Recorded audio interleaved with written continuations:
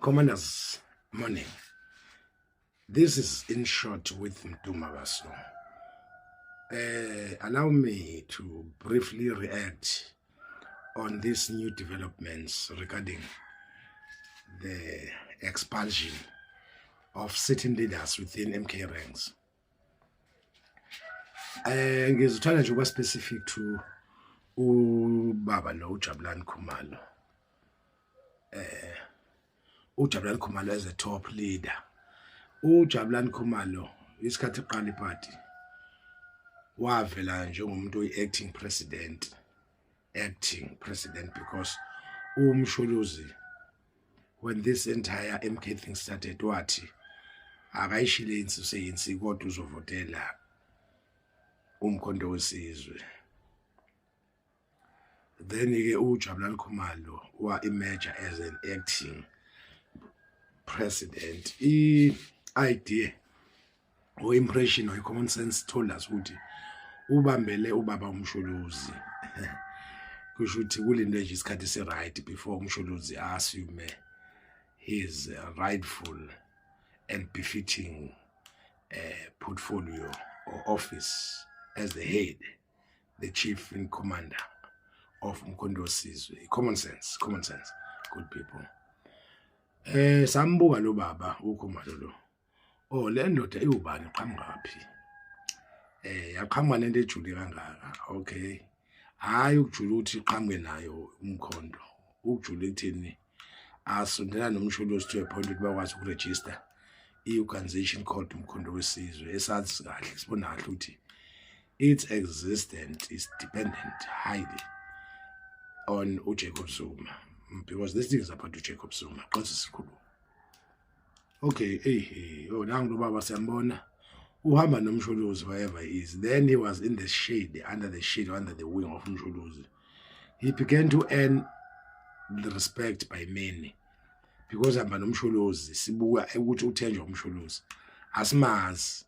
We don't know his credentials, we don't know his political history, so but we don't necessarily give much attention to that, except sambona baba uMekhuluma is not an astute politician.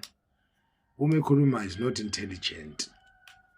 uMekhuluma umazi ukuthi command yakhe of the most influential language like English ihamba phi, imiphi into yakhe. Uyabona itime leli hayi ngoba kodwa ngihamba no Jacob Zuma, it's okay. Tolerating him basically. uKhumalo uthi uMekhuluma abe budedengu akhulume with the authority questionable. uMekhuluma nje the address ubese ethatha istance ukuthi akhulume kuyokhuluma izinto ezinkulu einvolve iparty.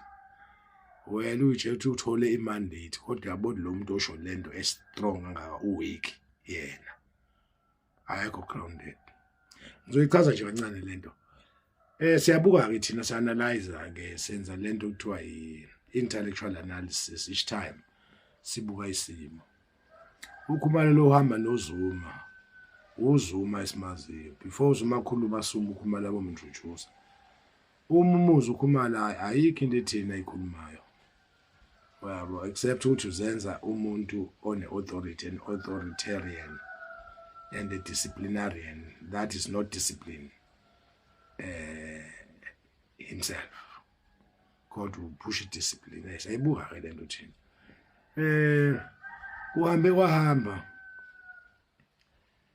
wabona ukuthi thina sanalizayo uKhumalo ngabuzela icomrade elisemaRespect ngithi wemcomrade uma ucabanga uKhumalo usazokwazi uyishiya le position ngoba ngazathi manje useyikhohliwe ukuthi ubani, usecabanga ukuthi uDeputy President sengisho ke mina sekhuluma serious offices.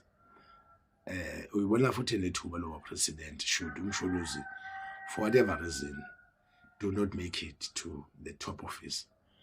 I need the comrade uShiso yini ithi hayi ngiyabuka ngiyamanalyze since iqalile ke iparty. unalento ukuthi aputshu akhulule kambe yabona athi isikhathi yena eregister the party. Na umbuzo ukuthi thina azilandeli wena uba ungaregister umkhonto osizo wakho but bese ngesijoyina. Akakho akusikho ukuhlanipha lokho umthi wena isikhathi uregister wena uregister bese umekhuluma even now with regarding important information regarding condosis athi ngabhala incwadi ngayisa kwaIC umholo njalo uyingozi ukuthi ngeke kuthiwe siyamfundisa ke manje sayibuka le ndoda ngathi ithanda uyikhanda ipower around him maybe intentionally consciously or unconsciously and unintentional mina qeda usho namanje ngibhale incwadi ngayisawayisi ngathi ngabhala hayi umholi akayizileyo umholi uthi njengenhlangano hayi ke bayezwa akabayi siyabuka thina uTexiwa lapho uma umsholuzi eya emaralini ka-MK akasahambi noKhumalo akasekho uKhumalo eduze umsholuzi sianalyze thina siyabuka ukuthi akasekho lo muntu kanti bekahlukane noZuma hayi sezahlukana indlela siya-understand siyanota bese sibuza kwelinye comrade uyanothisa le ndoda eseke eduze kaZuma kuqhubeke lapho kwase kuzwakala uBongosi Khanyile volunteer in chief of MK Youth League, the firebrand, very robust and militant, brave soldier. Why is indaba bhaka before sifike lapho le ndoda iqhamukile vele azodukisa abantu adukisa umkhonto ufaka ehlathini wonke maqede kwaba nekhayo songakwazi ukuthi wangakwazi ukuresolve futhi as a leader. What he needed to do was to own up aphumela ubala athi comrades makhomanda sizwe esigreen ngiyaxolisa ngilenzile iphutha ulwa izimpi zakhe ngoba khona abantu angabathandi kahle la kumkhonto wesizwe uzophikisa ngenxa ye-naivety and short-sightedness, lack of depth.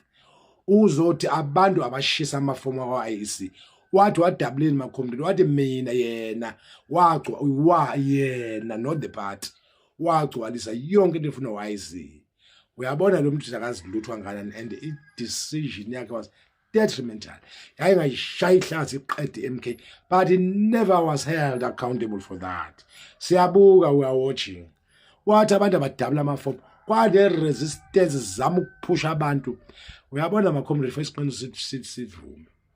I-organization yasevwa indoda yase-KZN well ihlale nabanye ababesupport njengathi ubaba uMpunzi waba isitha wa demonizwa wapendwa ngopenda ikhala lashona le umlomo washona phansi indlebe zathi kwathiwa imonster ethunywe ukuzoxova iMK uthunywe ANC uhola kuANC udla imali ANC. Yathula indoda kaNkulunkulu yangena phansi omhlaba yasebenza ngoba imele eqiniso. Ngakhuluma ngenze recording nganitshela ngathi lento illegitimate gcwalisana amaforms ezamaforms ahambe wa-IEC yawadinga amafomu. Ukhumalo usekhulumile upronouncile on a public platform wenza ivideo wathi South Coast dabulana amafomu walahleni le umbhethi ANC ifuna ukudropa ithatha amafomu ivote ngawo amanga data ignorant based by the top leadership.